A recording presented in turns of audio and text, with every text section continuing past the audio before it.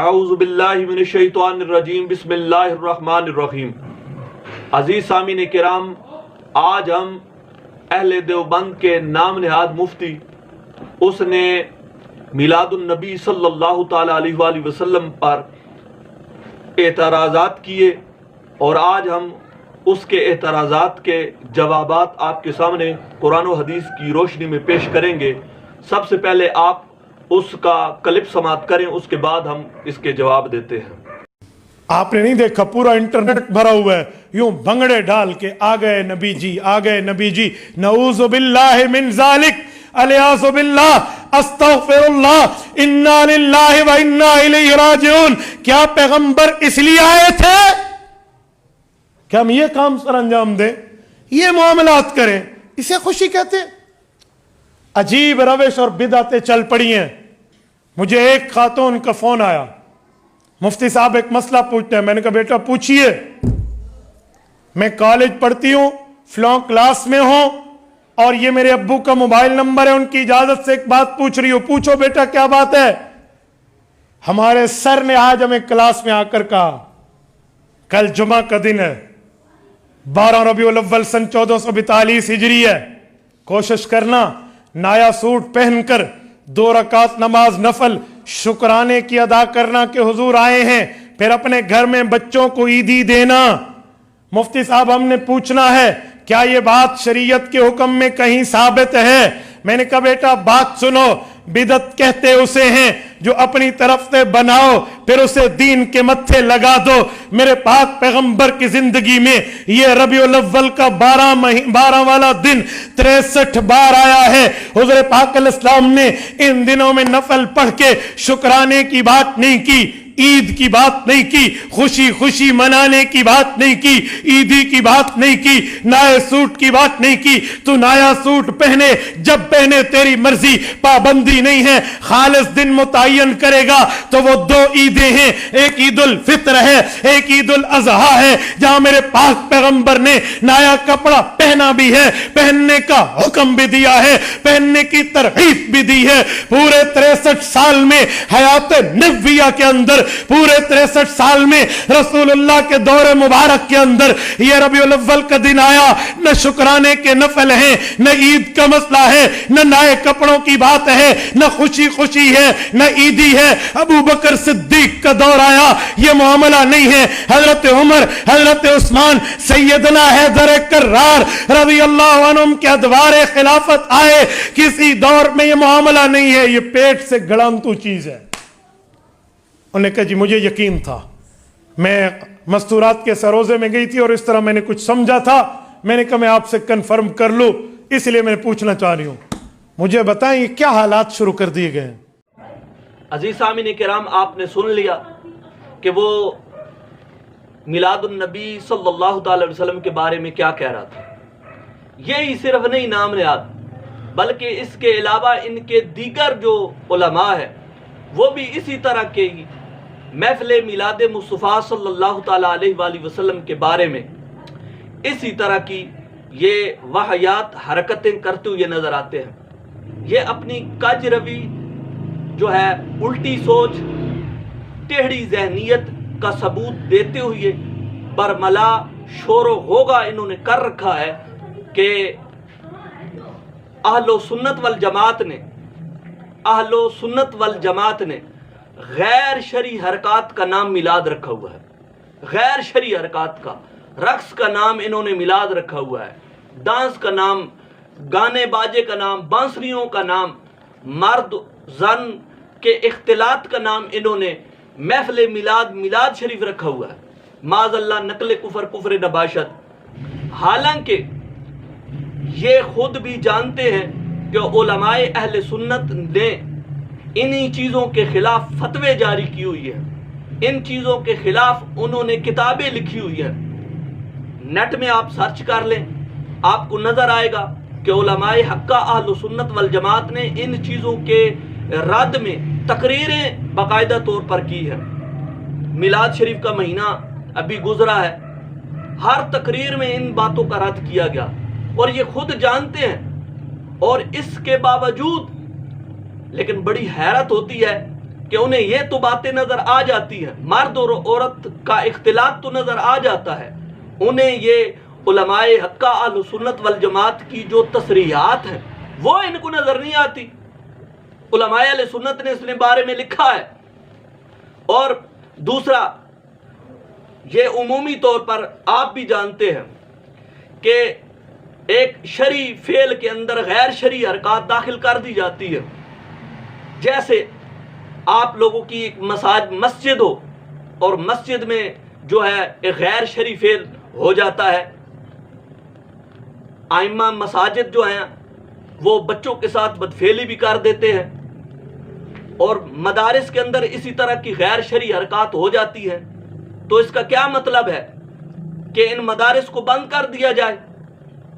کیا آپ کے مدارس میں غیر شرعی حرکات نہیں ہوتی؟ کیا آپ کی مساجد میں غیر شرعی حرکات نہیں ہوتی؟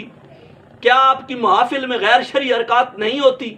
کیا آپ کی شادی بیاہ میں غیر شرعی حرکات نہیں ہوتی؟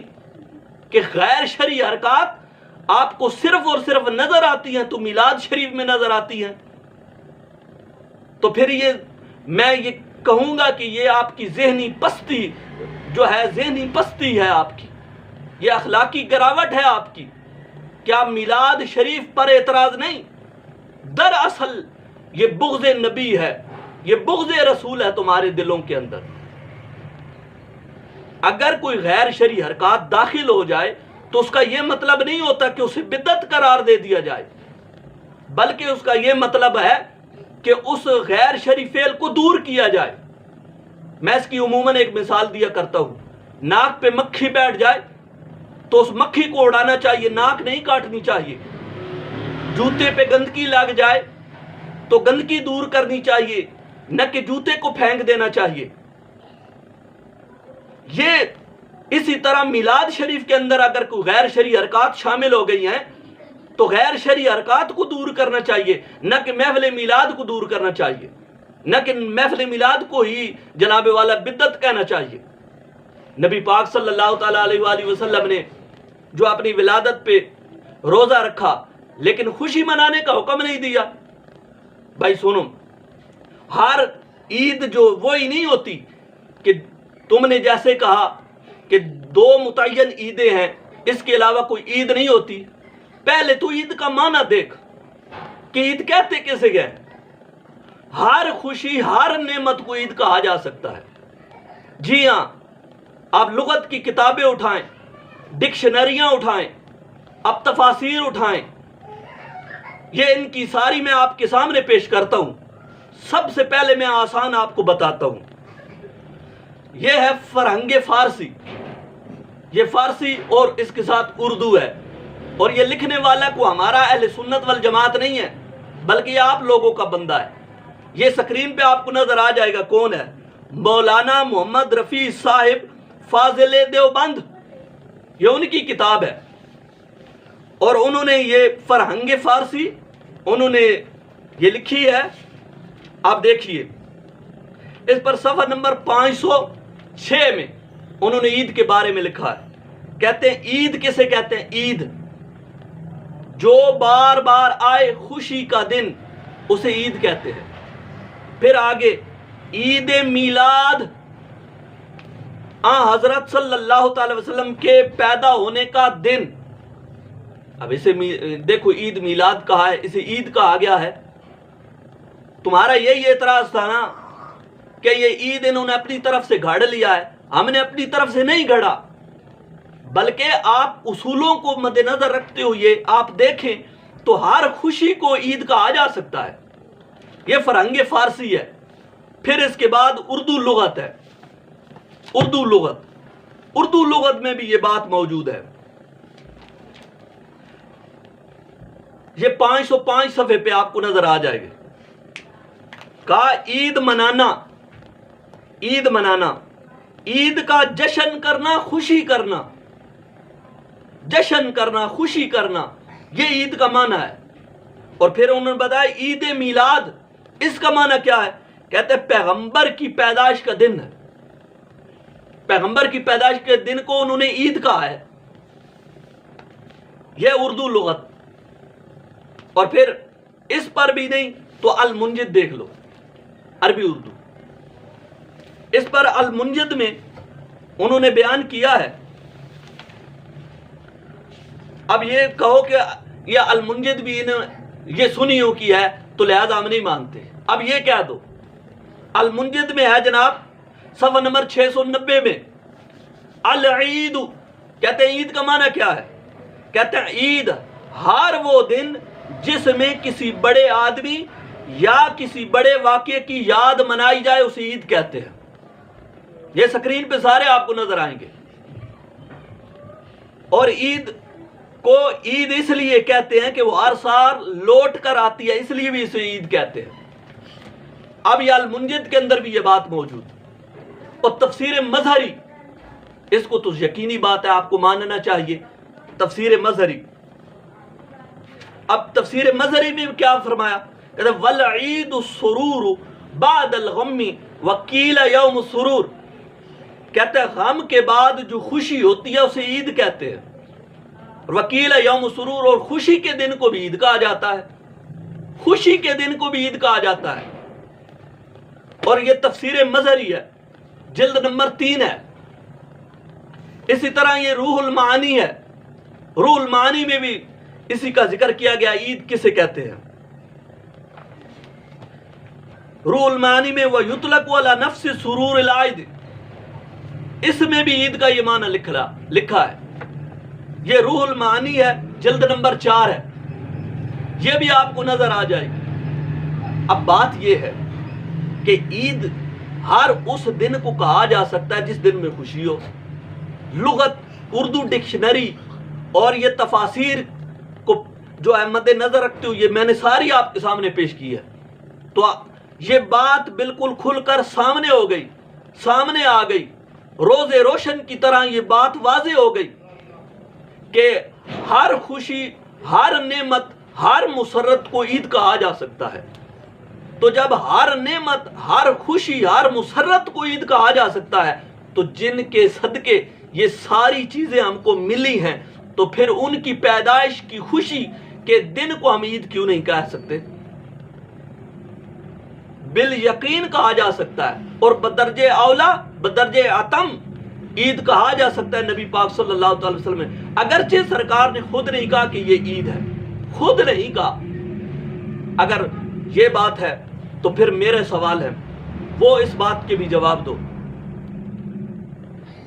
یہ تنظیم، یہ تقریر، یہ تحریر، یہ سارا جو موجودہ نظام ہے، موجودہ نظام یعنی تقریر کا، تحریر کا، تنظیم کا، یہ موجودہ نظام کیا دور رسالت میں موجود تھا؟ یہ موجودہ مساجد کا نظام، عبادت گاہیں، دینی مدارس، یہ سارا نظام کیا قرون ثلاثہ میں موجود تھا؟ صحابہ کرام کے دور میں موجود تھا؟ نبی پاک صلی اللہ علیہ وسلم نے تو تبلیغ کا کہا ہے، لیکن یہ تو نہیں کہا کہ آگے مائک لگا کر تبلیغ کرو. نبی پاک صلی اللہ علیہ وسلم نے یہ تو نہیں کہا، تبلیغ کا کہا ہے لیکن مائک لگانے کا نہیں کہا. نبی پاک صلی اللہ تعالیٰ علیہ وآلہ وسلم نے نہ ہی جو ہے مائک لگا کر اور اسی طرح کو کیمرہ آگے لگا ہوا ہو اور جناب مولوی صاحب مسجد کے اندر کرسی رکھ کر بیٹھے ہوئے ہوں اور پیچھے جناب والا کرسیاں لگا کر دیگر علماء بیٹھے ہوئے ہوں مسجد کے اندر. یہ نبی پاک صلی اللہ علیہ وسلم کے زمانے میں طریقہ موجود نہیں تھا. اور جب یہ موجود نہیں تھا سرکار کے دور میں، یہ آج کہاں سے آ گیا؟ تو پھر آپ یہی جواب دیں گے نا کہ اس کی اصل قرآن اور حدیث میں موجود ہے. تو پھر ہم بھی یہی کہتے ہیں کہ اس کی اصل قرآن اور حدیث میں موجود ہے.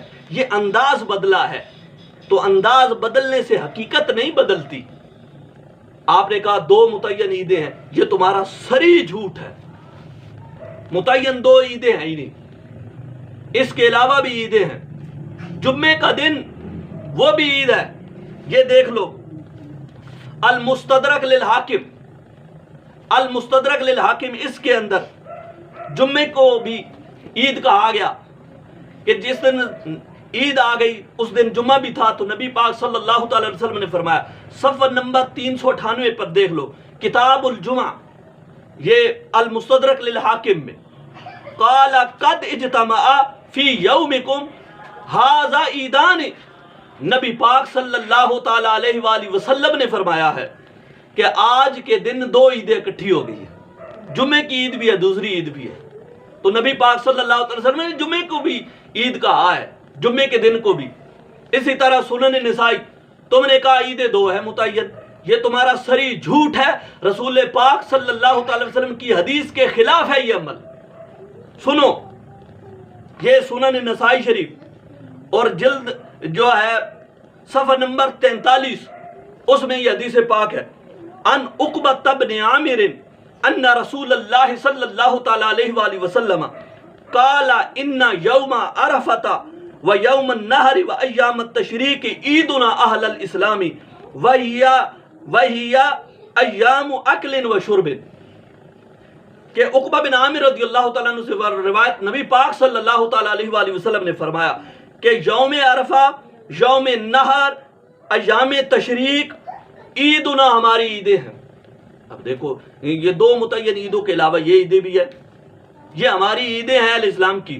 فرمایا وہی ایام اکل و شرب، اور یہ کھانے پینے کے دن ہیں، یہ کھانے پینے کے دن ہے۔ سنن نسائی شریف اور جلد نمبر دوم جلد۔ اسی طرح جامع ترمذی کے اندر بھی یہ حدیث پاک موجود ہے، سنن ابو داؤد شریف کے اندر بھی یہ حدیث پاک موجود ہے، اس کے اندر بھی یہی جملے موجود ہے۔ یہ صفحہ نمبر جو ہے 281 ابواب الصوم، یہ حدیث پاک موجود ہے۔ قال رسول اللہ صلی اللہ تعالی علیہ وآلہ وسلم یوم عرفۃ و یوم النحر و ایام التشریق عیدنا اہل الاسلام وہی ایام اکل و شرب۔ نبی پاک صلی اللہ علیہ وسلم فرمایا عرفے کا دن بھی عید ہے، عرفہ کا دن، اور یوم النحر یہ بھی دن ہے، عید کا دن ہے، اور ایام تشریق یہ بھی ہماری عید کے دن ہے۔ تم نے کہا تھا دو متعین عید ہے، نبی پاک صلی اللہ تعالی وسلم کے واضح الفاظ میں یہ سرکار دو عالم صلی اللہ علیہ وسلم کی حدیث پاک یہ ہماری عیدیں ہیں۔